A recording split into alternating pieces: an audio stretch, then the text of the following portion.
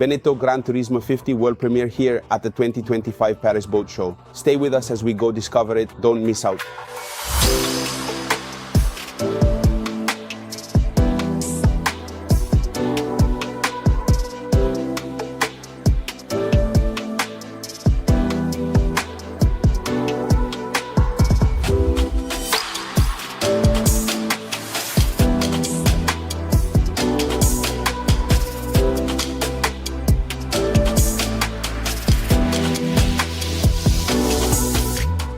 Wow, I won't hide it from you. It was a really early start this morning. The boat is constantly packed with people.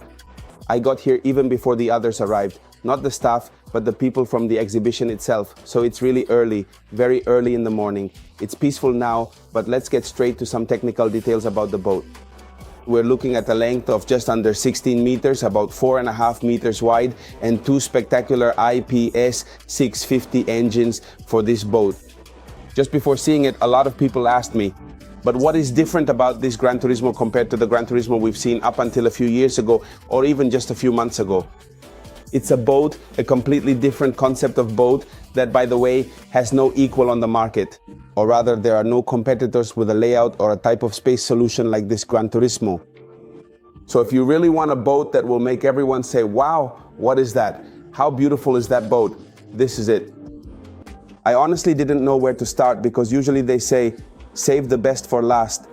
But in fact, every corner of this boat has something special, exceptional, something new.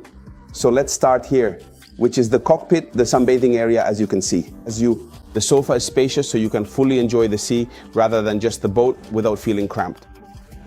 We have a great feature here at the stern, all along the stern. With this backrest, you can move it forward. It becomes my headrest for anyone lying down to sunbathe. But if it's time for an aperitif or dinner, I do this and sit here with all the guests on board. Now I'm inside the saloon, but it's a completely different saloon compared to the past. In fact, we have the kitchen, which can be used from this side, facing the stern. So I can also see all the guests I have on board, which means there's continuity between me and the guests. Not just those who are working, who shouldn't be left out, but everyone can finally enjoy being together, chatting, enjoying their time, and who knows, maybe even enjoying the process of preparing food. So it's a completely open area at the stern, but keep in mind that if it rains, gets cold, or during the in-between seasons, or if there are other issues, we can close off the entire bulkhead with these large windows. And if I also close the door, I'll have an area completely separated from the rest of the cockpit, fully enclosed. In this position, it's not that a piece of the boat side has disappeared, but thanks to the drop-down bulwarks, so the foldable sides, we've expanded the cockpit by an extra 5 to 6 square meters. Let's realize that we're on a 50-footer and having all this extra space. Enjoyable, usable. When I'm at sea, being able to experience the sea like this is priceless. The aft platform or the swim platform, as many people like to call it, or maybe it's even correct to call it that, but I prefer aft platform. It's a submersible platform that again makes it even more usable and enjoyable to be at sea. Thanks to the possibility of having the tender here at the stern, by lowering the aft platform, it forms a real staircase to get on board. Exceptional. At the stern, right under the aft sunbed, we have a garage where you can easily fit all the diving gear. As you can see, the space is huge, but we'll take a closer look at it later. And this is the boat's control area, where we have a command console. It speaks for itself, 3 huge screens. Garmin, so you can monitor both the engines and all the conditions, all the equipment. And the various functions that are currently actively operating on this magnificent boat, providing truly excellent visibility, both when comfortably seated and when standing upright. For me, there are no problems, but for those who are, let's say, vertically challenged. At this point, all I have to do is open the roof. I remember Eric the other day, who is 30 centimeters taller than me. Not that it takes much, it's true. From here in this position, he had a spectacular view, so about 1 meter 90, 1 meter 95. No problem at all. You can see outside. People like me can easily see while navigating, even from standing or otherwise from sitting. Both of us can pilot without any issues. But who was this boat made for, with such a huge outdoor area for a 50-footer here? But it's not an open, it's a cabin cruiser. But the cabins are used to their full potential, and now we're going to see them, but they don't take up 3/4 of the boat as often happens. The point is that it's the result of ongoing research that Bénéteau has carried out thanks to the thousands, if not, go ahead, thousands of boats it has all over the world, and they've realized, or rather, the statistics have shown that very few individuals who actually own these impressive 50-foot boats genuinely live on board them all the time. They predominantly undertake short day trips or, at most, enjoyable weekend cruises, so perhaps just one night on board, or at the very most, 2 nights. Consequently, it was truly a significant shame to dedicate 3 full quarters of the entire boat to these specific spaces that, for 90% of the operational time, are only utilized for a mere quarter of that time. So on this boat, there's a complete reversal of solutions for the layout then, for the usable space during the day, and guys, an exceptional design. All the competitors came to see this boat and everyone was left speechless. Now let's go down to the cabins and take a look at the details of the cabin itself. Follow me, here we are, just down the stairs. In front of me on the right side of the boat. The double cabin here, I have the single cabin, so as soon as you come down the stairs, immediately there's the single cabin and the double cabin, the real owner's cabin at the bow. Let's go take a look at them. Single cabin, look, I can lay down here. I even have to remove this sign that says, please don't clip on beds, but I don't really know what that means, so I'll just put it here. Joking aside, I know you're not supposed to, but I'm doing it anyway. Just to show you the distances, width and height, so it's a real single bed. Very comfortable, plus it has its own dedicated wardrobe. Double cabin, so on the right side of the boat, we have a bed that's 2.5, almost 3. It could even be a 3-person bed.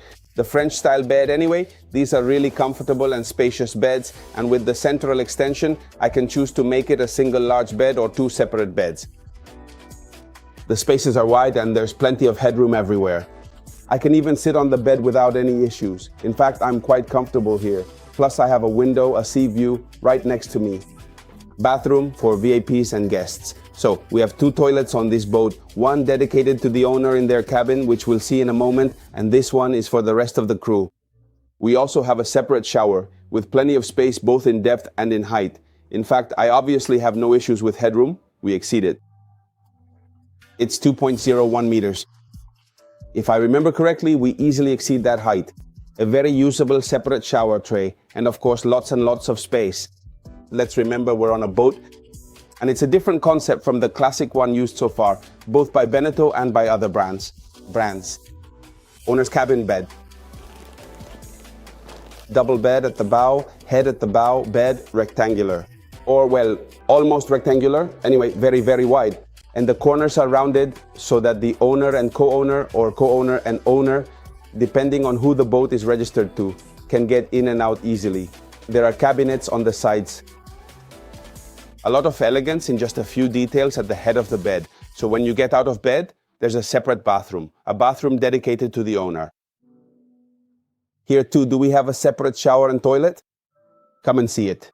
You can even fit 2 people in the separate shower, and there's also a seat. In case you're tired and want to wash your feet really, really well, there's the toilet, the WC. In short, the spaces here too are very, very generous.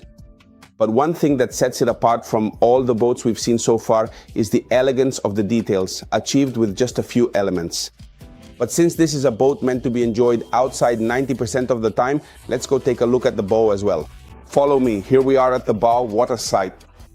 There's not just the classic single sunbed, no matter how big it might be on a 50-footer, which obviously can't be small. Or if someone actually makes it really small, it's because they've made a mistake somewhere. But there's also an extra little sofa, something you'd typically find on a 60 or 70-foot boat. So who is this Gran Turismo 50 for? For people who want something different. But not just to, I don't know, have people say things to them like, wow, that's cool, that's beautiful. But it's more than just cool and beautiful. It's also smart, making 100% use of the space and ingenious in how it solves space issues. So besides being envied because you have the most beautiful boat of all, you'll also be envied by those who think rationality comes before dreams and emotions. Here, guys, we've managed to combine both things. An exceptional job, truly exceptional. Palm trees fit perfectly in a marine environment. We're right here next to this boat. But all the technical information I've mentioned during the video can also easily be found in the video description or at the end of this very video. If you don't want to miss any of our Nautica Empire content, sea trials or previews like this Gran Turismo 50, all you have to do is subscribe right here to this channel. Honestly, I can't wait to try it really, because with that hull, it must be spectacular to sail at sea. From a fantastic and revitalized 2025 Paris Boat Show, all that's left for me to say is fair winds. And always keep an eye on the weather.